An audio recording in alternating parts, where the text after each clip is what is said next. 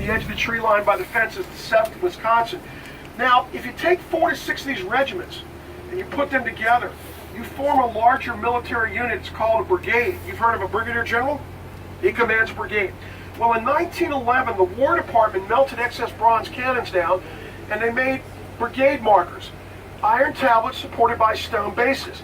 Brigades are collections of these regiments, like you see here on the right. 4 to 6 of these regiments makes up a brigade. Well, guys, when you see one of these iron tablets, like the one up here on the left, look carefully at the shape of the stone base that supports the iron tablet. When the shape is squared like this one up here on the left, it's a Northern Brigade marker. Look at the one across the street over there. There's another iron tablet. You see it has a round base? The circular bases are Confederate. Another way to tell? Look at the top of the bronze on this one above the circle. See how it's arched?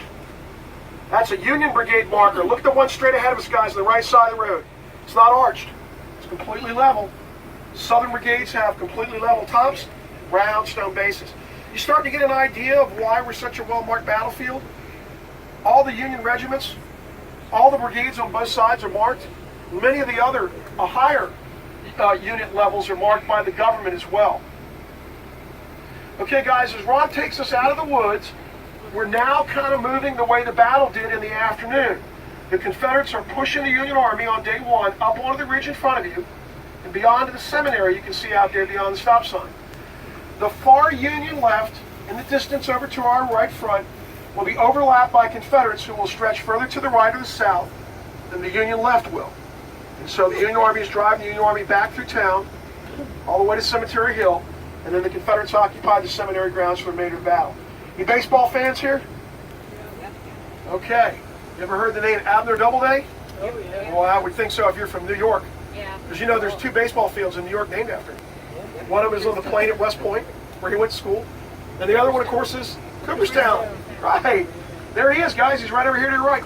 Guess who takes command when John Reynolds becomes the highest ranking officer killed in the battle? At that little white marker with the point on top of it on the grass knoll at the edge of the trees to your left. None other than Abner Doubleday, who was present at Fort Sumter when it was fired on at the beginning of the war in April '61. John Reynolds rode from the seminary to the edge of the trees on your left. 10:45 in the morning of July 1st, he's pointing into the trees to your left. He says, "Forward, men, forward! For God's sakes, forward into the woods and get those fellows." He will turn in his saddle to look back in this direction behind him, to urge men coming up on the field on your right forward. And when he turns to look in this direction, a bullet gets Reynolds right behind the right ear. His aide, Charles Vale, said Reynolds was dead before he hit the ground when he fell out of the saddle. Folks, that marker right there is the death side marker for the highest ranking officer to be killed in the Battle of Gettysburg.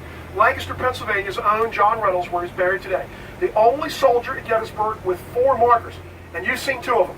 Because he's also the guy across the street over there from the barn.